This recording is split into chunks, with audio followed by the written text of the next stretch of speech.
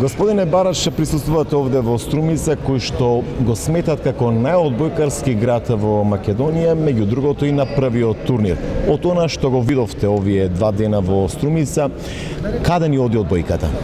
Pa meni se ovdje jako sviđa. Prvo mislim da je odbojka općenito u cijeloj Makedoniji u jednom velikom uzletu. Da nema ovakvih odbojka... Pa mene ovde mi se dopaѓa. Мислам дека одбојката во цела Македонија оди во нагорна линија. Да нема вакви одбојкарски центри како што е Струмица на прво место. Не би бил ниту растежот на македонската одбојка. Македонската репрезентација на последното европско првенство во Словенија покажа дека има квалитет, дека може. Извлече победа дури против Словенија, второпласираниот состав на европското првенство. А може и други победи да забележат. Но за еден дебитантски настап тоа е во ред. Но репрезентацијата е само врв на пирамидата. Кога темелот е добар и кога темелот е добар и кога добро се гради, кога клубовите и тренерите се добри, се создаваат играчи. Тогаш националната одбојка може да функционира многу добро. Ожива во овој турнир, мислам дека одбојката е добра, иако турнирот беше пријателски, но секоја од овие екипи увидоа каде се пред почетокот на првенствата. Ali svakoj od ovih ekipa je pomogao da stvori jednu bolju poziciju o samome sebi pred početak natjecanja. Колку што ве разбрав, клубската одбојка треба да биде основа за поголеми резултати на национално или репрезентативно ниво.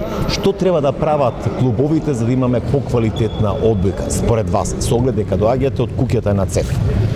Pa, bez dobre struke, bez dobrih trenera, nema načina da se... Без добра основа, без добри тренери, нема начин одеднаш да се заинтересираат децата за овој спорт и да се создаваат добри играчи. Треба добра организација. Кога ние како одбојкарски работници, одбојкарски федерации успееме да создадеме добар имидж од нашиот спорт, тогаш тие деца ќе доаѓаат кон нас. Сега е друго време, своевремено децата сами доаѓаат на одбојка. Jedno drugo doba u odnosu na prije 10, 20, 30 godina kad su djeca željela dolaziti u sport. Сега тие имаат други можности како компјутерите. Затоа треба да вложиме дополнителни напори, федерациите, одбојкарските работници да бидат пофлексибилни и поагресивни, за да дојдат децата во одбојката и да се создадат добри играчи. I od djece stvoriti igrače. Дали знае Барач дека половина од репрезентацијата на Македонија се струмичани? Naravno da znam. Kako ne bi znao? Секако дека знам, вашиот претседател Џио во неколку наврати ми зборуваше во Љубљана, а некои од нив и од порано ги знам, бидејќи играа во познати клубови, меѓу кои и во Хрватска. Na primjer i tako. И уште едно прашање.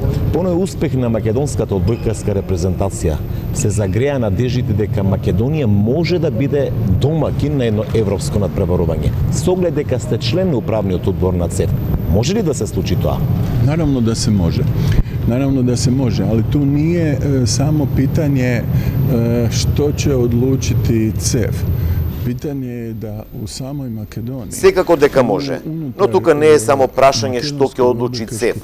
Прашањето е во вашата земја, Одбојкарската федерација на Македонија, македонскиот спорт, да се создаде одлучност, желба да се биде домакин на едно европско првенство, во овој случај за мажи. Кога тоа ќе се случи, лесно е тогаш другата страна да одговори, но јас мислам дека по спортската историја, по спортското педигре, па и одбојкарското педигре што го има Македонија, има сила да одговори за еден таков предизвик.